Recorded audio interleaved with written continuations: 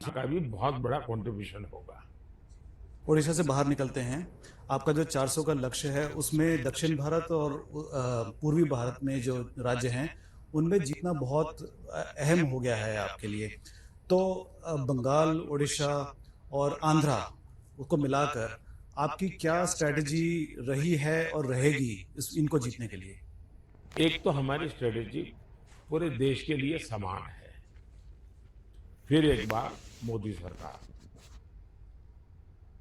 और 4 जून 400 पार, तो उसमें कोई राज्य राज्यवार को डिफरेंस नहीं होता है।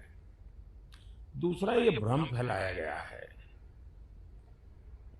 और थोड़ा मैं ज्यादा समय ले लूंगा आपका, लेकिन मैं कुछ विस्तार से बताना चाहता हूं। सालों से हमारे देश की ये जो एक इकोसिस्टम है, जो भांति भांति के नैरेटिव गढ़ती है और देश को गुमराह भी करती है, देश को तबाह भी करती है, और वो लंबे अरसे तक लगे रहते हैं। जैसे एक मान्यता थी कि ये भाजपा तो शहरी पार्टी है। अगर आप बारीकी से देखेंगे तो आपको ध्यान आएगा भाजपा गांव की भी पार्टी है। फिर नैरेटिव गढ़ा गया कि भारत भाजपा तो उत्तर भारत की पार्टी है। गुजरात उत्तर भारत में नहीं गिना जाता, 25-30 साल से वहां सत्ता में है। महाराष्ट्र में हम कई बार सत्ता में रह चुके हैं। हम गोवा में लगातार 3 बार 4 बार से सत्ता पर हैं। हम कर्नाटक में राज कर चुके हैं। हम आंध्र में कभी पार्टनर रह चुके हैं। हम आज पुडुचेरी में ऑलरेडी सरकार में हैं। तो ये एक भ्रम फैलाया गया है कि भारतीय जनता पार्टी नॉर्थ, फिर एक भ्रम फैलाया गया है कि भारतीय जनता पार्टी पुरुष केंद्रीय सोच वाली पार्टी है।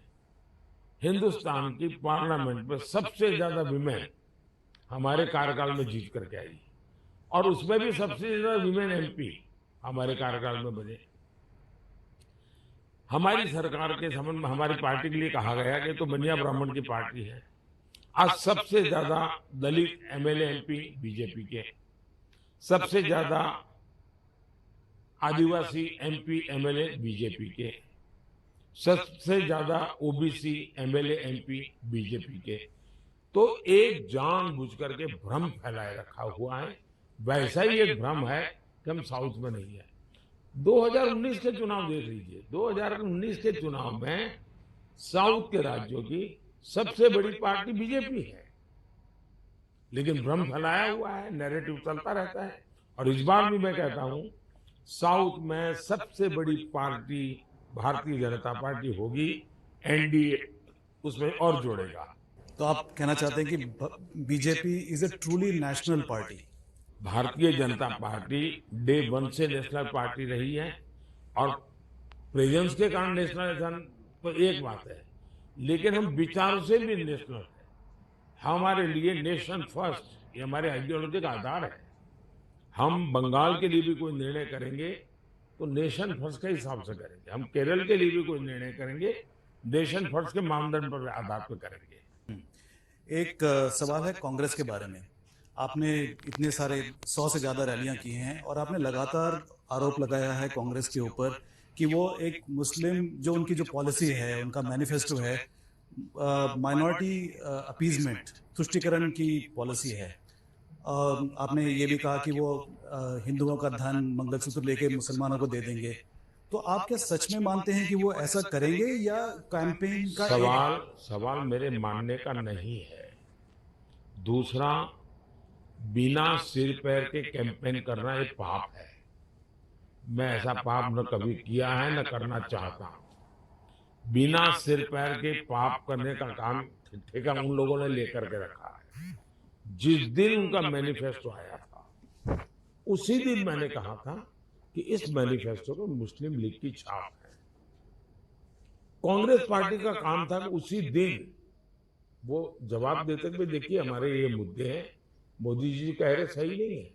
एक बार भी जवाब नहीं दिया। फिर मुझे लगा कि अब मुझे धीरे धीरे धीरे देश की जनता को एजुकेट करना पड़ेगा। जब ये कहे मैनिफेस्टो में कि अब ठेके जो दिए जाएंगे गवर्नमेंट कॉन्ट्रैक्ट, उसमें भी माइनॉरिटी के लिए आरक्षण होगा। अब ब्रिज बनाना है, ब्रिज बनाने का टेंडर कौन डालेगा भाई? जिसके पास रिसोर्सेज है, जिसके पास एक्सपीरियंस है, जिसके पास कैपेसिटी है, जो धन लगा सकता है, टेक्नोलॉजी लगा सकता है, वो आएगा। अब आप उसमें भी आरक्षण कर देंगे तो मेरे देश के विकास की कहां जाकर के रुकेंगे भाई? ये मैनिफेस्टो में लिखा है उन्होंने मनमोहन सिंह जी ने खुद ने, जिस मीटिंग में मैं मौजूद था जब मुख्यमंत्री, उन्होंने कहा था देश के संसाधनों पर पहला अधिकार मुसलमानों का है। जब मैंने ये उदाहरण दिया तो इन्होंने कहा नहीं ये नहीं, तो फिर मैंने एक वीडियो कॉन्फ्रेंस और उनकी प्रेस कॉन्फ्रेंस ला करके रख दी। ये बात है तो उनके दिमाग में क्या पड़ा है? तीसरा, उन्होंने कर्नाटका में क्या किया? कर्नाटका में उन्होंने रातों रात सभी मुसलमानों को ओबीसी बना दिया और ओबीसी का जो कोटा था उसमें डाका डाल करके उन्होंने कर दिया डाइवर्ट। मतलब वोट बैंक और वोट जिहाद को संतुष्ट करने के लिए अब दिल्ली में चुनाव में वोट पाने के लिए 2014 में इलेक्शन घोषित होने के बाद 123 प्राइम प्रॉपर्टी वक्फ